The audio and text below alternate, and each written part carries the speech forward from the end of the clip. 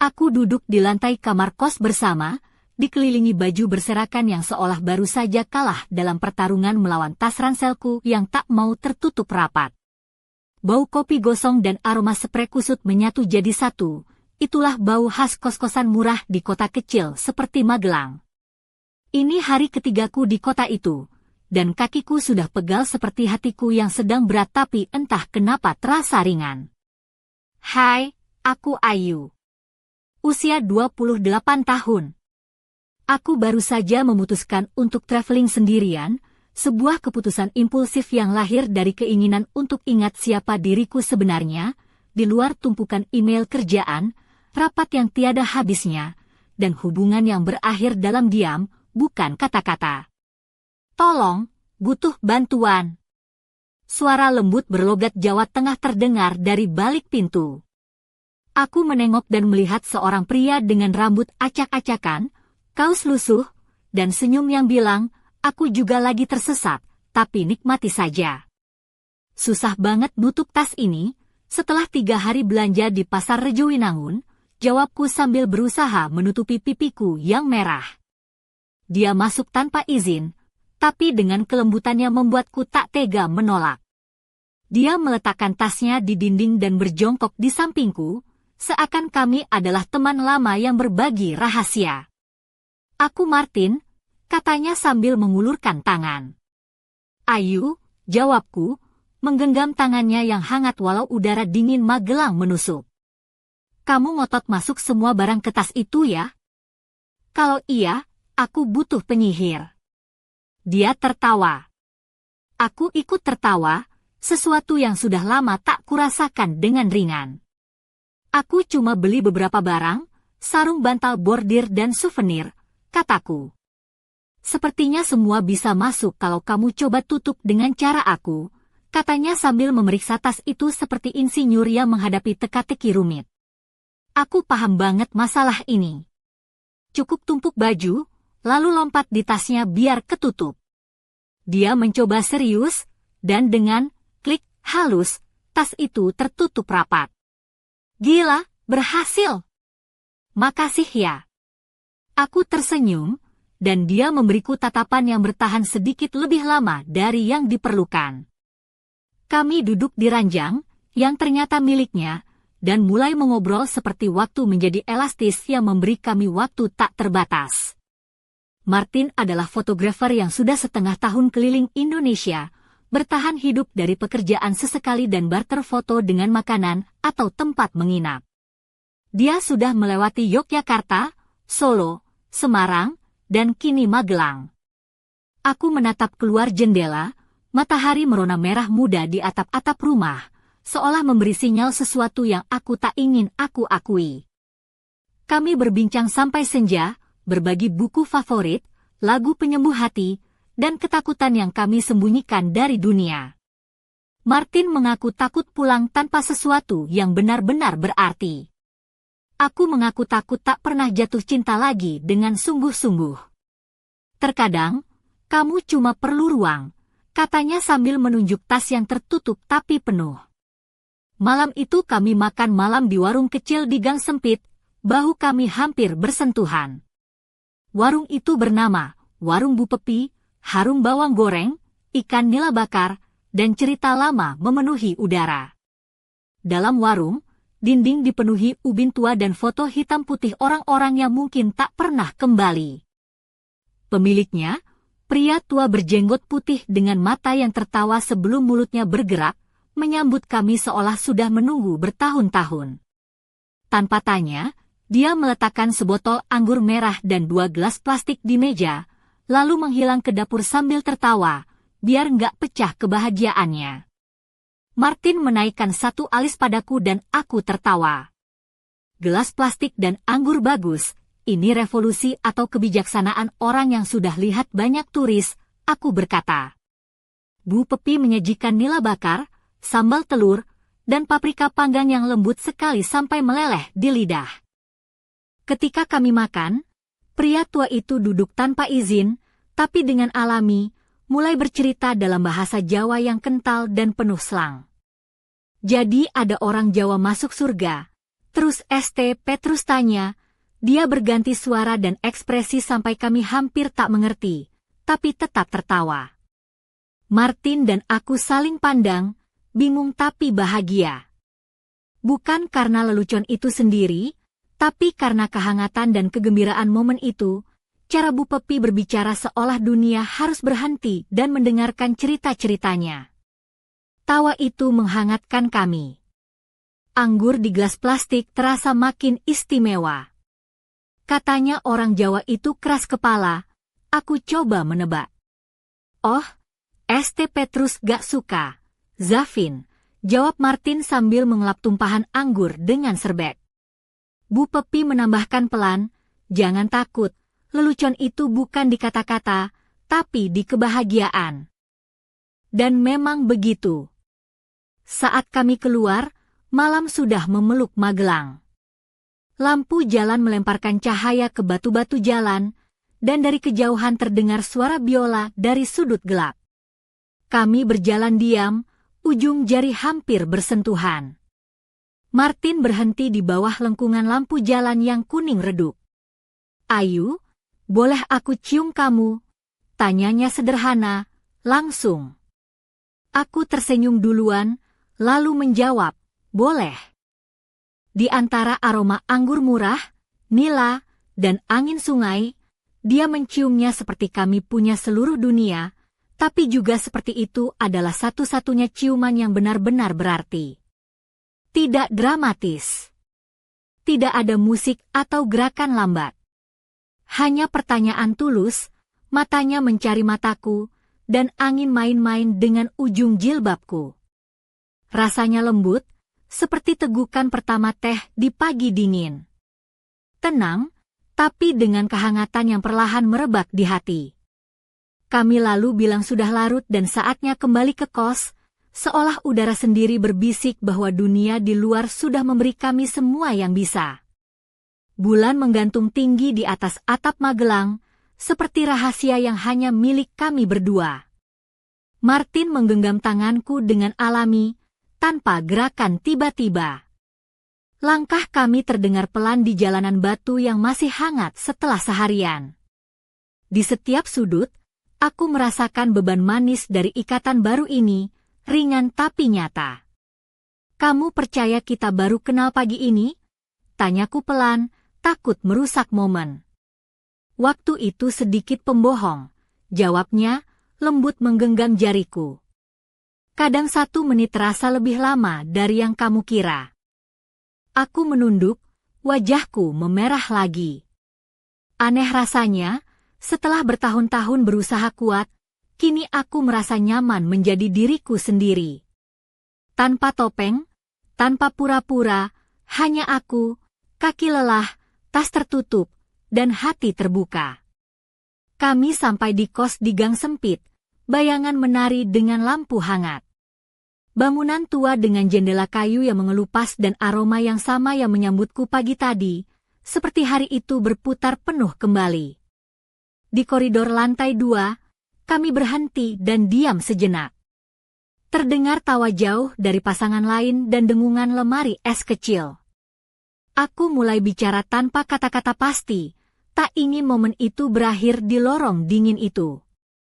Ayu, katanya pelan, hampir malu-malu, boleh aku tinggal sebentar, ngobrol sama kamu? Aku lihat matanya, serius tapi tak memaksa. Ada tawaran, bukan permintaan. Dan saat itu aku tahu, aku juga tak ingin cepat-cepat mengakhirinya. Hanya janji nggak nyoba loncat ke tasku lagi ya, aku bercanda. Janji? Jawabnya dengan setengah senyum yang mulai bikin aku kecanduan. Kamar itu persis seperti aku tinggalkan. Tempat tidur sempit, gorden tipis, sarung bantal bordir yang kubeli di pasar, terlipat rapi di ranjangku. Jendela sedikit terbuka, angin membawa suara lembut sungai dan udara malam yang lembab. Kami duduk di tepi ranjang.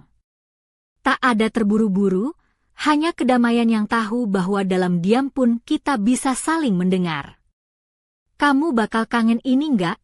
Aku tanya setelah beberapa saat. Kangen apa?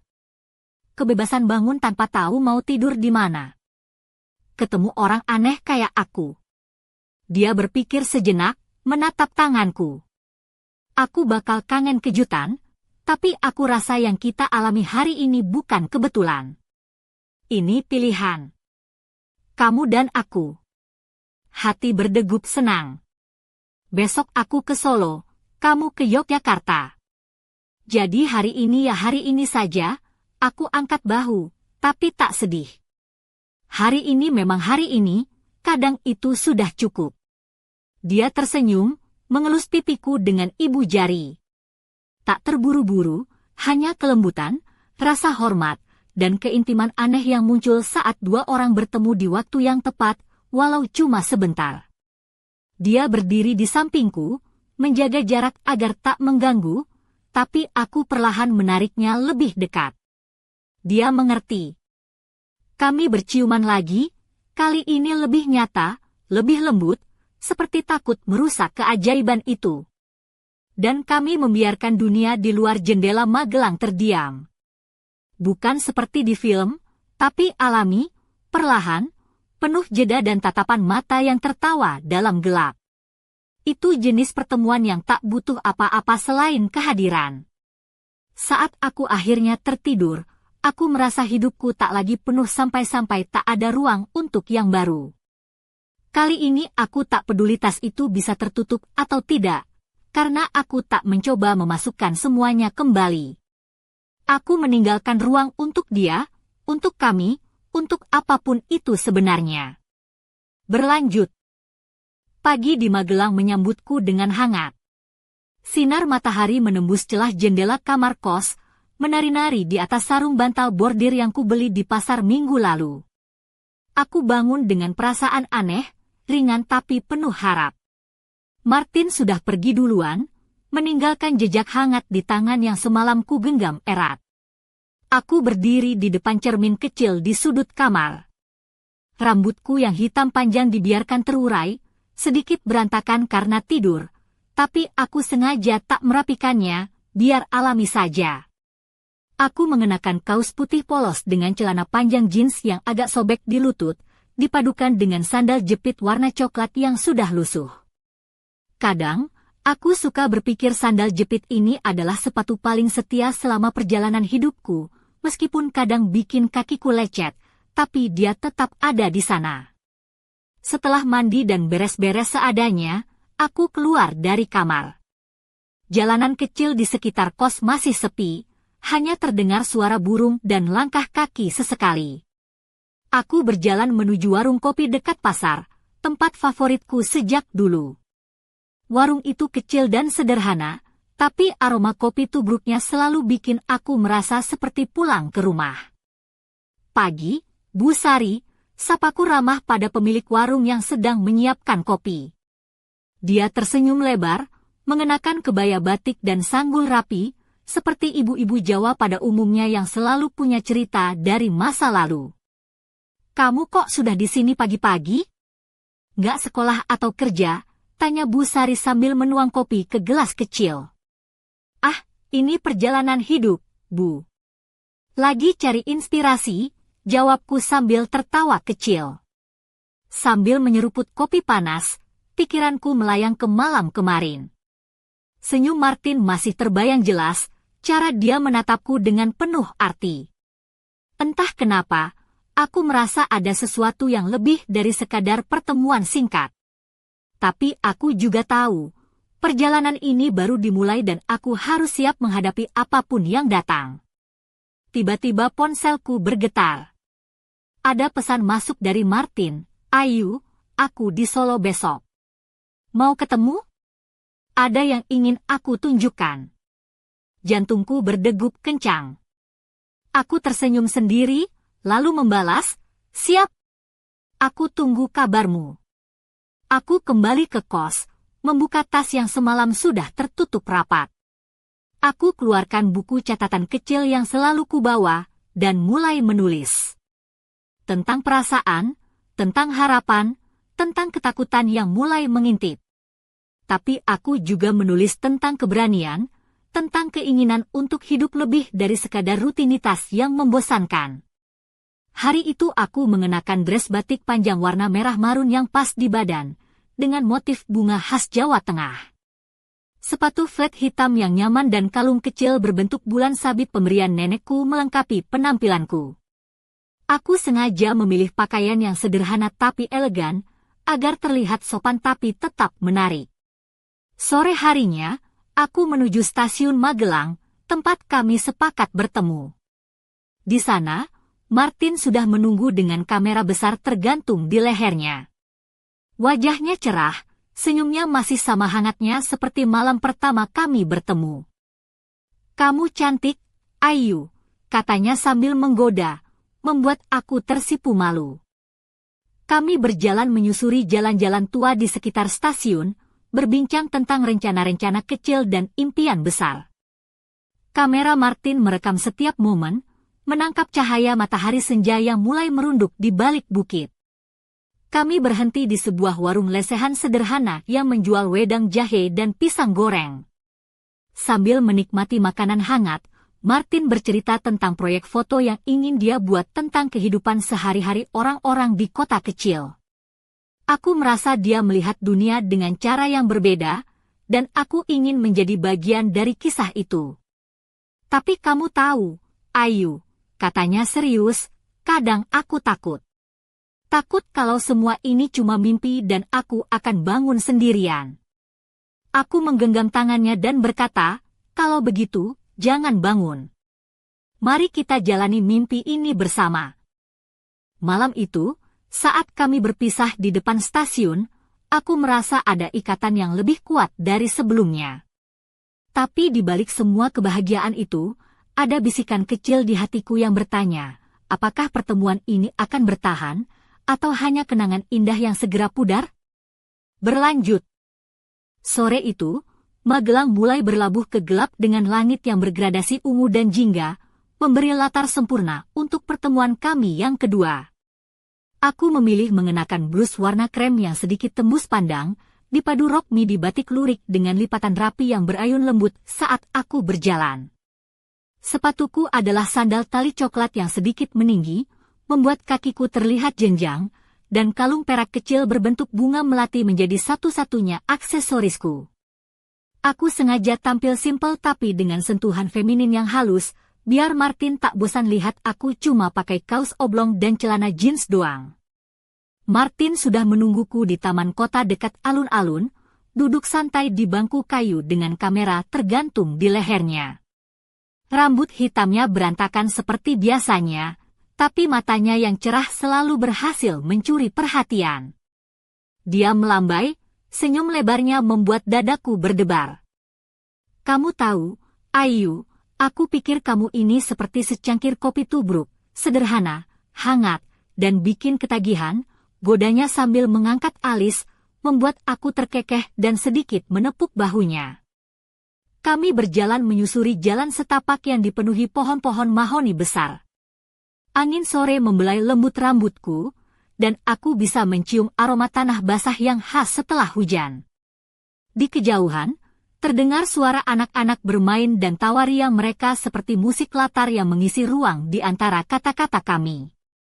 Martin mengambil beberapa gambarku, menuntunku berdiri di bawah sinar matahari yang mulai redup, menangkap bayangan yang menari di wajahku. Aku mulai terbiasa dengan tatapan objektif lensanya, merasa nyaman dan bahkan sedikit menggoda. Jangan terlalu serius, nanti aku malah kayak model iklan sabun pemutih, kelaku." Dia tertawa, "Kalau kamu jadi model sabun, aku mau jadi fotografernya. Tapi jangan lupa, aku juga mau jadi pemeran utama di hidupmu." Kami duduk di tepi danau kecil di taman itu, kaki menggantung santai sambil menikmati cemilan yang kubawa, klepon manis dan segelas es teh manis. Martin bercerita tentang rencananya membuat pameran foto tentang kehidupan sehari-hari di Jawa Tengah, tentang para petani, pedagang pasar, dan anak-anak sekolah yang dia temui selama perjalanan. Aku mendengarkan dengan penuh perhatian, terkesan oleh semangatnya yang tak pernah padam. "Tapi kamu, Ayu," katanya tiba-tiba, apa impian terbesarmu? Aku terdiam sejenak, menatap air danau yang berkilau. Aku? Impianku sederhana. Aku ingin menemukan diriku yang sebenarnya, dan mungkin menemukan cinta yang gak cuma sementara. Dia menatapku lama, dan aku merasa seperti sedang dibaca tanpa kata-kata. Aku harap aku bisa jadi bagian dari perjalanan itu, katanya lirih. Aku tersenyum, sedikit berdebar, tapi juga merasa hangat di dalam dada. Ketika malam mulai turun, kami berjalan kembali ke pusat kota. Lampu jalan memancarkan cahaya kuning lembut, memantul di trotoar basah. Martin menggenggam tanganku, perlahan tapi pasti, dan aku membiarkan dirinya memimpin langkahku. Sampai di depan sebuah warung angkringan kecil, kami berhenti. Bau sate dan bakso memenuhi udara, menggoda perut yang sudah mulai keroncongan. Kami memesan beberapa porsi, duduk di bangku plastik sambil berbagi cerita dan tawa. Ayu, kamu tahu nggak, kenapa warung angkringan itu seperti cinta? Martin bertanya sambil menggigit sate. Aku mengerutkan dahi, penasaran. Kenapa? Tanyaku. Dia menjawab sambil tersenyum nakal, karena hangat, sederhana, tapi bikin ketagihan. Aku tertawa terbahak-bahak, sampai-sampai seorang ibu penjual bakso menatap kami dengan heran.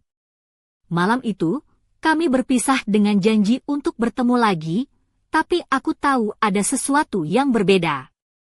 Ada getaran halus yang bukan hanya tentang rasa suka atau cinta, tapi tentang harapan dan ketakutan yang saling bertabrakan.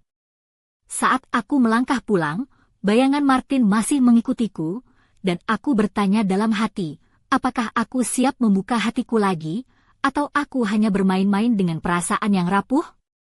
Berlanjut. Malam itu, setelah Martin pergi, aku duduk di tepi ranjang kecil di kamar kos yang remang-remang, hanya diterangi lampu temaram dari lampu meja tua. Angin malam masuk lewat jendela yang sedikit terbuka, mengibaskan tirai tipis dan membawa aroma basah tanah setelah hujan sore tadi. Aku mengenakan piyama katun berwarna pastel, dengan kancing kecil berbaris rapi di depan, dan rambutku yang panjang tergerai bebas, menambah kesan lembut di tengah keheningan malam. Hati dan pikiranku sibuk dengan perasaan campur aduk.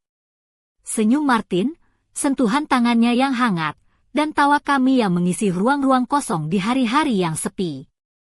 Tapi di balik semua itu, ada rasa takut, takut kehilangan, takut terluka lagi. Aku menggenggam kalung kecil berbentuk bulan sabit yang nenek berikan, seolah berharap ada keberanian yang bisa aku raih darinya. Ponselku bergetar, sebuah pesan masuk dari nomor yang sudah ku kenal baik. Ayu, aku punya undangan spesial. Besok ada pameran foto di Solo, ada karya baru yang ingin aku tunjukkan. Mau ikut? Aku tersenyum dan segera membalas, aku datang. Jangan bikin aku penasaran ya. Hari berikutnya, aku bangun lebih pagi dari biasanya. Aku memilih mengenakan kebaya encim berwarna hijau zamrud dengan motif bunga melati yang anggun, dipadukan dengan kain batik tulis Solo yang kupakai sebagai rok panjang. Sepatuku kali ini adalah sepatu hak rendah berwarna coklat tua yang membuat langkahku mantap namun tetap feminin. Aku menata rambut panjangku dengan sederhana, diikat separuh ke belakang dengan jepit mutiara kecil yang berkilau halus. Setibanya di Galeri Seni Solo, suasana sudah ramai dengan para pengunjung yang antusias melihat karya fotografer muda. Aku mencari sosok Martin di tengah kerumunan, dan segera bertemu dengannya yang sedang sibuk mengatur beberapa foto di dinding. Dia mengenakan kemeja putih lengan panjang yang digulung sampai siku, celana kain hitam, dan sepatu kulit yang tampak sedikit usang tapi tetap keren. Tatapannya langsung berubah cerah begitu melihatku. Kamu datang, serunya penuh semangat sambil menarik tanganku. Aku nggak sabar tunjukkan foto-foto ini. Ini adalah perjalanan terpanjangku sejauh ini, dan aku ingin kamu jadi saksi. Kami berjalan bersama menyusuri galeri, setiap foto bercerita tentang kisah manusia biasa, petani di lereng gunung, pedagang kaki lima di pasar malam, anak-anak bermain di pinggir sawah. Setiap gambar seperti mengandung jiwa yang hidup, membuatku terhanyut dalam cerita yang tak terucapkan. Martin berhenti di depan sebuah foto besar berbingkai kayu, menampilkan seorang wanita duduk di pinggir sungai dengan ekspresi wajah yang penuh harapan dan kesedihan sekaligus. "Itu aku," katanya pelan. "Di masa aku merasa kehilangan arah, tapi juga menemukan kekuatan baru."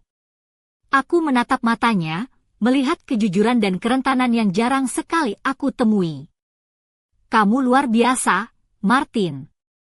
Aku bangga bisa mengenalmu." Dia meraih tanganku dan menggenggamnya erat. Acara pameran berlanjut dengan obrolan hangat dan tawa ringan, tapi aku tak bisa menghilangkan perasaan bahwa ada sesuatu yang belum diucapkan. Saat malam semakin larut, kami duduk di teras galeri, menikmati udara malam yang sejuk dan bintang-bintang yang mulai bermunculan. Martin menghela napas dalam-dalam. "Ayu, aku harus bilang sesuatu."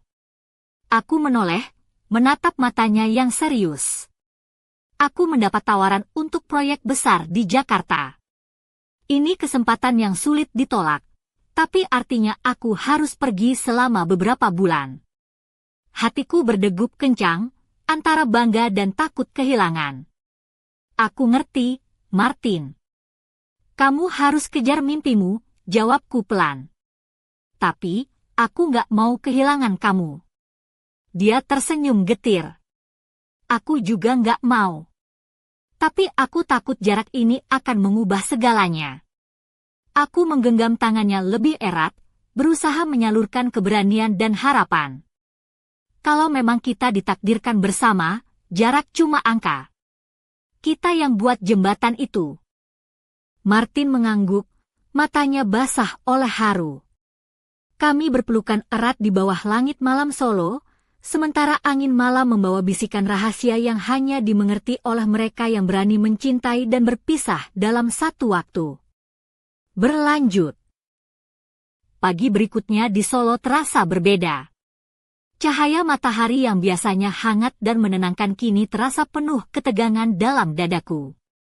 Aku mengenakan kebaya merah marun yang anggun dengan motif parang, dipadukan dengan kain batik tulis yang membelit pinggangku dengan rapi. Sepatu hak tinggi coklat tua yang kupakai menambah kepercayaan diri, meskipun hatiku sedang gemetar. Kalung emas pemberian nenek berkilau lembut di leherku, menjadi pengingat akan kekuatan yang harus kupegang. Martin sudah berangkat pagi-pagi dari penginapan kecil kami. Dia harus segera ke Jakarta untuk memulai proyek barunya. Aku duduk di teras, menyeruput kopi tubruk hangat sambil menatap jalanan yang mulai sibuk. Setiap suara kendaraan dan langkah kaki terasa seperti irama perpisahan yang tak terucapkan. Pesan singkat dari Martin masuk ke ponselku. "Ayu, aku akan sering mengirim kabar. Jangan ragu bilang kalau kamu butuh aku." Aku balas dengan cepat, "Aku akan tunggu setiap kabarmu. Semoga kita bisa kuat." Hari-hari berlalu dengan cepat, tapi rasa rindu itu seperti gelombang yang datang dan pergi tanpa bisa kuhentikan. Aku sibuk dengan pekerjaanku di galeri seni lokal, mencoba mengalihkan pikiran dengan mempersiapkan acara kecil yang akan menampilkan hasil karya Martin. Namun, setiap kali aku melihat foto-fotonya, hatiku teringat akan senyum dan sentuhan hangatnya. Suatu sore, aku memutuskan untuk berjalan-jalan ke Pasar Klewer, tempat aku sering mencari kain batik dan souvenir. Aku mengenakan blus putih sederhana dan rok batik biru gelap yang lembut menyentuh kulit. Sepatuku kali ini adalah sandal tali hitam yang nyaman untuk berjalan jauh. Di tengah keramaian pasar, aku bertemu dengan seorang wanita tua yang menjual kerajinan tangan. Dia tersenyum ramah dan berkata, "Nak, kau tampak seperti sedang membawa beban di hatimu. Tapi ingat, setiap perjalanan ada akhirnya, dan setiap perpisahan membawa harapan baru." Aku tersenyum dan membalas, "Terima kasih, Bu." Kata-kata ibu memberi aku kekuatan. Wanita itu mengangguk dan memberikan sebatang manisan kelapa sebagai hadiah kecil, yang aku terima dengan rasa terharu. Malam harinya, aku duduk di balkon apartemen kecilku, mengenakan gaun hitam sederhana dengan potongan yang pas di tubuh, memperlihatkan lekuk halus tanpa berlebihan. Rambutku tergerai lembut, dan aku memakai anting mutiara kecil yang kupinjam dari ibuku. Suara angin malam dan lampu kota yang berkelap-kelip menjadi teman setiaku. Ponselku bergetar. Pesan dari Martin, "Ayu, aku ingin kamu tahu bahwa aku merindukanmu lebih dari kata-kata bisa ungkapkan. Ada sesuatu yang ingin aku bicarakan saat aku pulang." Jantungku berdegup kencang. Aku membalas, "Aku juga merindukanmu. Aku akan menunggu kapanpun kamu siap." Malam itu aku terjaga lama, memikirkan apa yang mungkin akan dia katakan. Apakah itu tentang rasa kami, masa depan, atau sesuatu yang lebih rumit? Aku tahu, perjalanan ini belum selesai dan tantangan sebenarnya baru akan dimulai. Berlanjut. Malam di Solo terasa sepi setelah pesan Martin itu masuk. Aku duduk di kursi rotan di ruang tamu apartemen kecilku, mengenakan slip dress berwarna krem yang jatuh lembut membelai kulit, dengan tali tipis yang memperlihatkan bahuku yang halus tanpa berlebihan. Rambutku dibiarkan terurai bebas, sedikit bergelombang karena angin malam yang masuk dari jendela terbuka. Lampu temaram dari lampu meja memberikan suasana hangat dan intim, namun hatiku bergejolak tak menentu. Aku menatap layar ponsel, berharap ada pesan lain darinya. Tapi yang kuterima hanya sunyi yang menggema. Dalam kesendirian, aku mulai merangkai kata-kata di kepala, berusaha memahami apa yang Martin maksudkan dengan sesuatu yang ingin dibicarakan. Pikiran-pikiran itu seperti gelombang yang datang dan pergi, antara harapan dan kekhawatiran. Aku bertanya-tanya apakah rasa kami cukup kuat untuk melewati jarak dan waktu yang memisahkan. Keesokan harinya, aku memutuskan untuk berjalan-jalan ke kawasan Pasar Triwindu, tempat yang penuh dengan barang antik dan cerita masa lalu.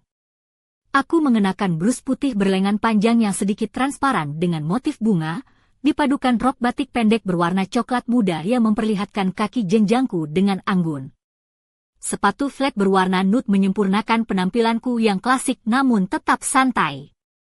Di salah satu toko antik, aku melihat sebuah jam meja kuno dengan ukiran halus yang mengingatkanku pada waktu, betapa cepatnya waktu berlalu dan betapa berharganya setiap detik yang kita miliki. Aku membelinya sebagai pengingat untuk tidak menyia-nyiakan waktu bersama orang-orang yang kita cintai.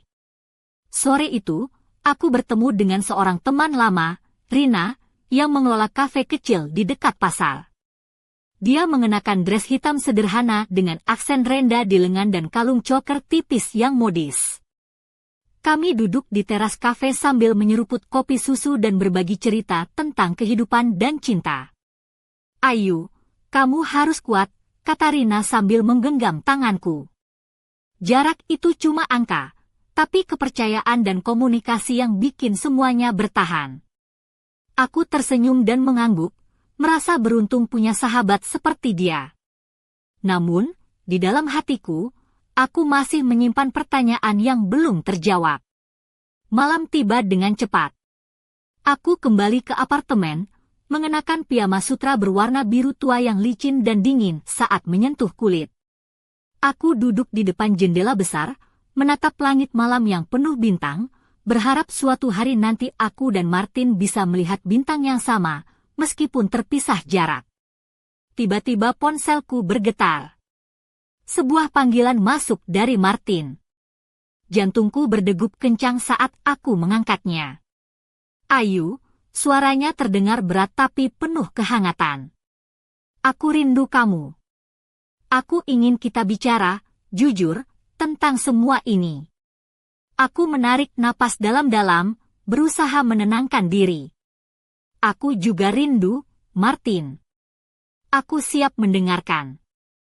Percakapan itu berlangsung lama, penuh dengan kejujuran, tawa, dan air mata yang tersembunyi di antara kata-kata. Aku merasa kami mulai membangun kembali jembatan yang sempat retak, tapi aku tahu perjalanannya masih panjang dan penuh tantangan. Di ujung pembicaraan, Martin berbisik, "Ayu, aku akan pulang sebentar lagi. Aku ingin kita coba lagi, tapi kali ini dengan hati yang lebih terbuka." Hatiku meledak dengan haru dan kebahagiaan. "Aku tunggu kamu, Martin." Setelah panggilan berakhir, aku duduk terpaku, merasakan getaran harapan yang kuat. Tapi di balik semua itu, ada bisikan samar yang membuatku bertanya-tanya, apakah kita benar-benar siap menghadapi apa yang akan datang? Berlanjut. Hari yang kutunggu akhirnya tiba. Martin kembali ke Solo dengan tas ransel yang sudah lusuh dan wajah yang lebih matang, tapi senyumnya tetap sama hangatnya seperti dulu. Aku memilih mengenakan dress batik modern warna coklat muda yang membalut tubuhku dengan lembut, memperlihatkan lekuk pinggang tanpa terlalu mencolok. Sepatu wet guess coklat tua melengkapi penampilanku, dan aku menata rambut panjangku dalam sanggul longgar yang memberi kesan anggun sekaligus santai. Kami bertemu di depan stasiun kereta, di tengah keramaian penumpang yang sibuk. Saat mataku bertemu dengan matanya, semua lelah dan rindu seolah sirna seketika. Dia meraih tanganku, menggenggamnya erat, dan aku merasakan getaran yang sudah lama kusembunyikan. "Kamu lebih cantik dari yang aku bayangkan," bisiknya pelan, membuat pipiku memerah. Aku tersenyum, dan kamu tampak seperti pria yang sudah siap untuk babak baru. Kami berjalan bersama ke warung kopi dekat stasiun, tempat kami pertama kali bertemu. Suasana hangat dan aroma kopi tubruk yang khas mengisi ruang antara kami. Martin bercerita tentang pengalamannya di Jakarta, tentang peluang dan tantangan yang dia hadapi. Aku mendengarkan dengan seksama, merasa bangga tapi juga sadar bahwa perjalanan kami belum selesai. Malamnya, kami duduk di teras apartemenku, menikmati angin malam yang sejuk. Aku mengenakan blus sutra warna krem dengan rok batik panjang berwarna coklat gelap. Perpaduan klasik dan modern yang membuatku merasa percaya diri.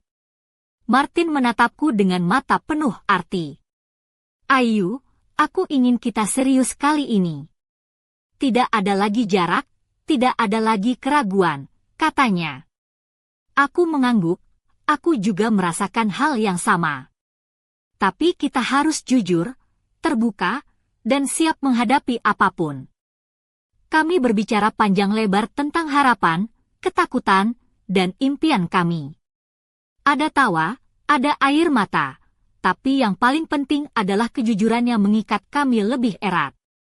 Namun, di balik kebahagiaan itu, ada telepon misterius yang masuk ke ponsel Martin beberapa kali, selalu ditolak dengan cepat. Aku memperhatikan kerutan kecil di dahinya yang mulai muncul saat melihat layar telepon.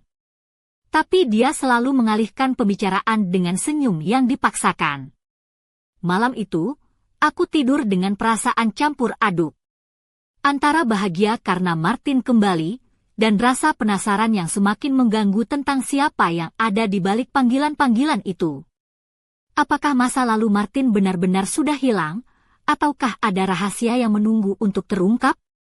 Aku memejamkan mata, berdoa agar cinta kami cukup kuat untuk melewati segala rintangan yang mungkin datang. Tapi dalam hatiku, ada bisikan kecil yang berkata, "Hati-hati, Ayu. Tidak semua yang terlihat indah itu tanpa bayangan." Berlanjut. Hari berikutnya, aku bangun dengan perasaan yang berat. Selimut sutra yang membalut tubuhku terasa dingin meskipun udara pagi di Solo mulai menghangat. Aku mengenakan kaos lengan panjang berwarna putih susu yang lembut, dipadukan dengan celana panjang batik motif parang yang nyaman. Rambutku kusut sedikit, dibiarkan tergerai liar, menambah kesan natural yang sejalan dengan suasana hatiku. Sebelum Martin bangun, aku duduk di balkon apartemen sambil menyesap teh hijau hangat. Matahari pagi menembus dedaunan pohon yang tumbuh di halaman bawah, menciptakan bayangan yang bergerak lembut di lantai teras. Aku mencoba menenangkan pikiranku yang bergolak, tapi bayangan panggilan telepon kemarin malam terus menghantui. Martin turun dari kamar dengan wajah agak kusut, mengenakan kaos abu-abu dan celana pendek hitam. Dia tersenyum tipis saat melihatku, tapi aku tahu ada sesuatu yang mengganjal dalam hatinya. "Kamu sudah sarapan?" tanyaku pelan, mencoba membuka percakapan. Dia mengangguk dan duduk di sebelahku, menggenggam tanganku dengan lembut. "Ayu, aku harus jujur sama kamu," katanya dengan suara berat. "Ada seseorang dari masa lalu yang masih sering menghubungiku. Dia sulit untuk aku abaikan." Hatiku seperti terhenti sejenak. "Siapa dia, Martin?" tanyaku dengan suara bergetar. Dia menghela napas panjang. "Namanya Sari. Kami pernah dekat sebelum aku mulai perjalanan ini. Tapi aku sudah mencoba menjauh, karena aku ingin fokus sama kamu dan masa depan kita." Aku menatap matanya yang penuh penyesalan. "Kenapa dia masih menghubungimu? Apa dia nggak mengerti kalau kamu sudah punya aku?" Martin menggeleng. "Aku juga nggak tahu. Kadang dia mengirim pesan, kadang nelpon, dan dia terlihat nggak mau menyerah. Aku takut kalau ini bakal jadi masalah besar." Aku meremas tangannya erat-erat. "Kita hadapi ini bersama, Martin. Aku percaya sama kamu, tapi aku juga butuh kejelasan dan komitmen yang nyata." Hari itu kami habiskan dengan berbicara panjang lebar, membongkar ketakutan dan keraguan yang selama ini kami simpan. Aku merasa berat, tapi juga lega karena akhirnya semuanya terbuka. Namun, malamnya, saat aku tertidur lelap, ponsel Martin bergetar lagi. Ada pesan masuk yang membuat dadaku tercekat. "Aku tahu kamu bersamanya sekarang, tapi aku nggak akan berhenti sampai aku dapat kamu kembali." Sebuah ancaman yang membayang di balik kebahagiaan kami. Aku tahu, perjalanan ini belum usai. Ada bayangan gelap yang siap mengoyak segalanya. Berlanjut. Malam itu, suasana di apartemen kami berubah menjadi tegang dan penuh kecemasan. Aku duduk di sofa ruang tamu, mengenakan dress hitam sederhana dengan potongan V yang elegan namun tetap sopan. Rambutku tergerai rapi, sedikit berkilau di bawah cahaya lampu lembut. Jari-jariku bermain gelisah dengan cincin perak yang kupakai, tanda cemas yang sulit kuhilangkan. Martin berdiri di dekat jendela dengan wajah muram, menatap keluar kota yang gemerlap. Dia mengenakan kemeja biru tua yang sedikit kusut dan celana jeans hitam. Suasana hening, hanya terdengar suara detak jam dinding yang semakin keras di telingaku. "Ayu," suaranya pelan namun tegas, "aku harus bilang sesuatu yang penting." Aku menoleh, menatap matanya yang penuh beban. "Apa itu, Martin?" Dia menghela napas panjang, lalu melanjutkan, "Sari tidak hanya mengirim pesan dan telepon. Dia datang ke kantor dan bahkan ke rumahku beberapa kali. Aku sudah bilang aku bersamamu, tapi dia tetap bersikeras." Hatiku seperti ditusuk-tusuk, tapi aku berusaha tetap tenang. "Kenapa kamu tidak bilang dari dulu? Kita harus cari solusi bersama." Martin mengangguk, "Aku takut kamu akan marah atau malah pergi meninggalkanku."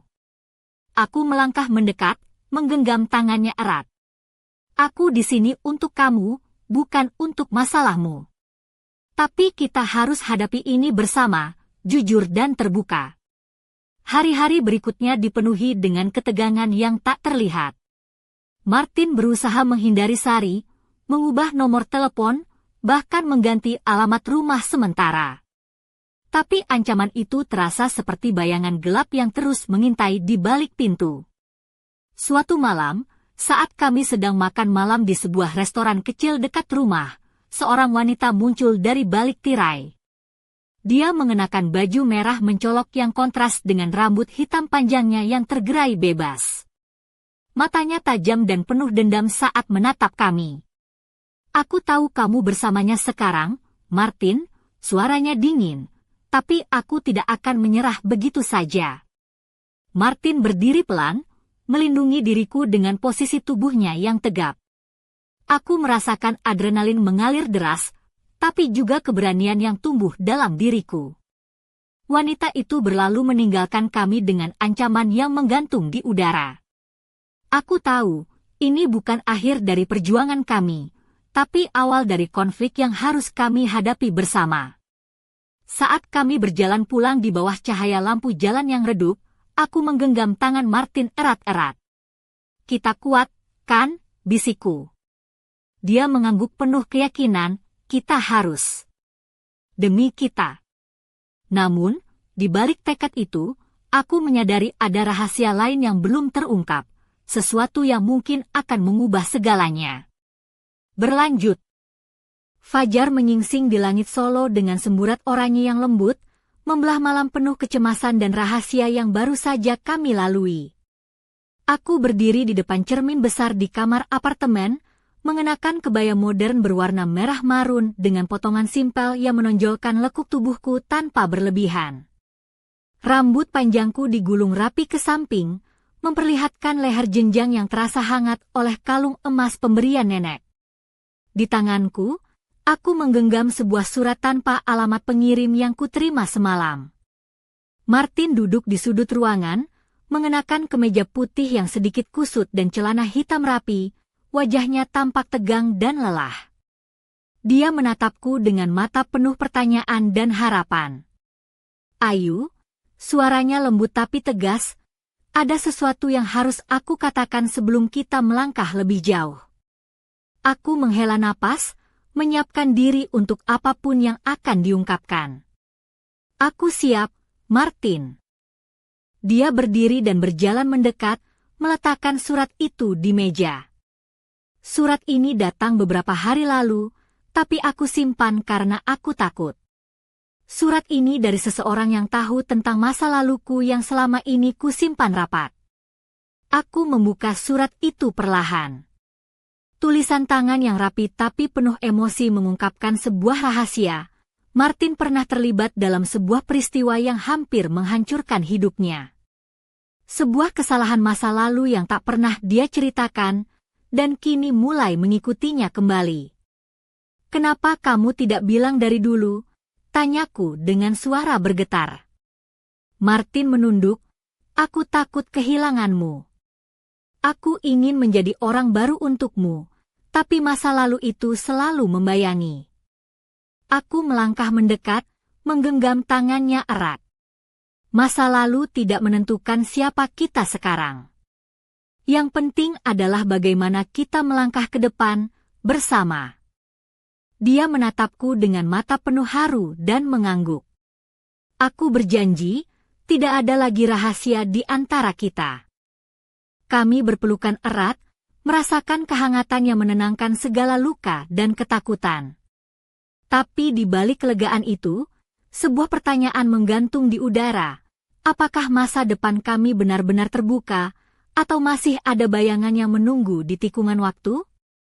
Di luar jendela, matahari mulai naik, menerangi kota yang sibuk dengan harapan baru. Dan aku tahu, perjalanan kami baru saja dimulai, dengan segala tantangan, cinta, dan misteri yang menunggu untuk dipecahkan. Berlanjut.